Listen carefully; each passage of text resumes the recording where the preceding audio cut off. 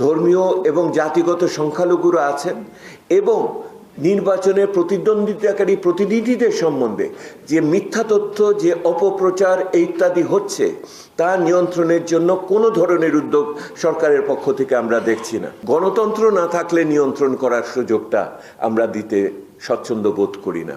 নির্বাচন কমিশনের পক্ষ থেকে কোনো কার্যকর পদক্ষেপ আমরা দেখছি না। প্রথমে যেভাবে বিদ্বেষ এবং ঘৃণা প্রচার করা হয় এবং এই ঘৃণা, বিদ্বেষ এবং সহিংসতা আমাদের যে ব্যক্তি জীবনে, প্রকৃত জীবনে প্রতিফলিত যেভাবে হয়, এইটা নিয়ন্ত্রণ করার মতো কোনো ধরনের উদ্যোগ, সক্ষমতা, এমনকি ইচ্ছাও নির্বাচন কমিশন দেখাতে পারছে না। নির্বাচন কমিশন এই ক্ষেত্রে সম্পূর্ণভাবে, ব্যর্থ শব্দটা কঠিন হবে, এখন পর্যন্ত অত্যন্ত নিষ্ক্রিয়ভাবে দেখা যাচ্ছে।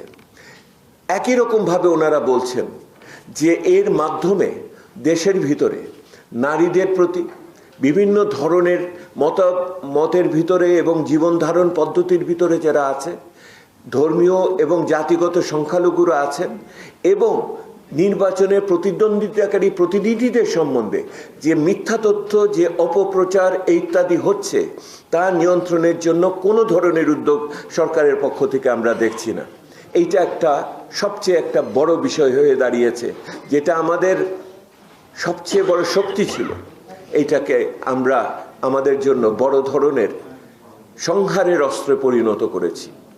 ওনারা যেটা বলছেন, অপরদিকে ইতিবাচকভাবে যেগুলি হতে পারত সেগুলোর ক্ষেত্রেও নির্বাচন কমিশন সেভাবে কাজ করছে না।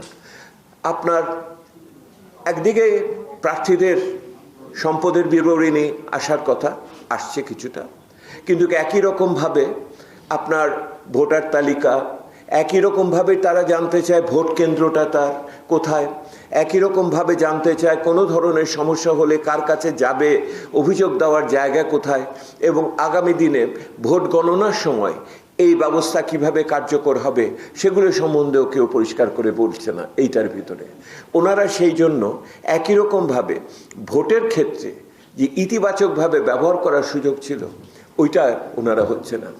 এইটা নিয়ে উদ্বেগ এতদূর পর্যায়ে গেছে যে আমরা যখন জিজ্ঞেস করেছি, দেখুন আপনারা জানেন সম্প্রতিকালে অস্ট্রেলিয়াতে 12 বছরের নিচের বয়সের জন্য সামাজিক যোগাযোগ মাধ্যম নিষিদ্ধ করা হয়েছে। এইটা ডেনমার্কে করতে যাচ্ছে, ফ্লোরিডা সহ আমেরিকার কোনো দেশে এটা আছে। এইটা করতে আপনারা কি পক্ষে? ওখানে অবশ্য সকলে 18-16 বছরের নিচে কেউ ছিলেন না, সকলে হ্যাঁ হ্যাঁ করে উত্তর দিয়েছে। অর্থাৎ এক ধরনের দায়িত্বশীল নিয়ন্ত্রণের ব্যাপারে ওনারা এটা প্রয়োজন মনে করছেন। তখন আমি মনে করিয়ে দিয়েছি যে নিয়ন্ত্রণ করতে গিয়ে কিন্তু নেপালের সরকার পড়ে গেছে, সেহেতু ওইটাও মনে রাখতে হবে। তখন আবার সকলে বলেছে না, একটু চিন্তা ভাবনা করে করতে হবে। গণতন্ত্র না থাকলে নিয়ন্ত্রণ করার সুযোগটা আমরা দিতে স্বচ্ছন্দ বোধ করি না। সেহেতু আমি আপনাদের প্রথম যে বিষয়টি বলতে চাইলাম, এই সামাজিক যোগাযোগ মাধ্যমে যেই নেতিবাচক প্রভাব আমরা এই নির্বাচনের ভিতর দিয়ে দেখছি, এইটার ভিতর দিয়ে একই রকমভাবে মবকে উস্কানি দিয়ে যেভাবে মানুষকে আক্রমণ করা আমরা দেখছি, এইটা নিয়ন্ত্রণ করার ক্ষেত্রে সরকারের পক্ষ থেকে কোনো দায়িত্বশীল আচরণ, নির্বাচন কমিশনের পক্ষ থেকে কোনো কার্যকর পদক্ষেপ আমরা দেখছি না। এইটা অবশ্যম্ভাবীভাবে এই মুহূর্তে তাৎক্ষণিকভাবে ব্যবস্থা নেওয়ার জন্য আমার মনে হয় নাগরিকরা দাবি জানাচ্ছে। আমি দ্বিতীয় আরেকটা বিষয় আপনাদের সামনে নিয়ে আসতে চাচ্ছি, সেটা হলো আমরা একই সাথে আগামী সরকারের, একটা ছিল নির্বাচন সম্বন্ধে প্রত্যাশা, আরেকটা ছিল আগামী সরকার সম্বন্ধে প্রত্যাশাটা কি আছে। আগামী সরকার সম্বন্ধে নির্বাচনী ইস্তেহারে আমরা একটা তৈরি করছি, সেই নির্বাচনী ইস্তেহারের ভিতরে বিভিন্ন দাবি আছে।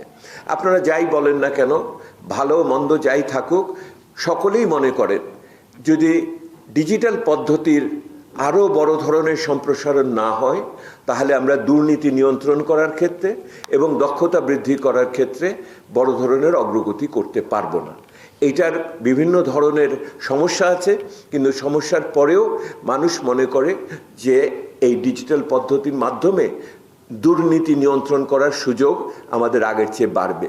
আপনারা জানেন এখন ডেসার বিল আমরা কিভাবে দেই, আপনারা জানেন কিভাবে এখন ওয়াসার বিল দেই, ইত্যাদির মাধ্যমে, এমনকি যে সমস্ত উপবৃত্তির বিতরণ কিভাবে হয় ইত্যাদি ইত্যাদির, ওখানেও যে তসরুফ হয় না তা না, কিন্তু আগের চেয়ে এগুলোকে চিহ্নিত করার সুযোগ আমরা বেড়েছে। একই রকমভাবে আপনারা শুনছেন যে অনেকেই বলছেন এখন যে ফ্যামিলির কার্ড দিবেন, অনেকেই বলছেন যে সামাজিক সুরক্ষার জন্য আরও এটাকে প্রশস্ত করবেন। আমাদের পক্ষ থেকেও বিভিন্ন ধরনের নাগরিকদের পক্ষ থেকে আমরা বিভিন্ন প্রস্তাব করছি যেগুলি ডিজিটাল পদ্ধতিতে হবে। এইগুলোকে একত্রিত করে আমাদের এইবারের যে নাগরিক ইশতেহারের অন্যতম দাবি, বড় দাবি হলো একটি একীভূত জাতীয় তথ্য ভাণ্ডার করতে হবে।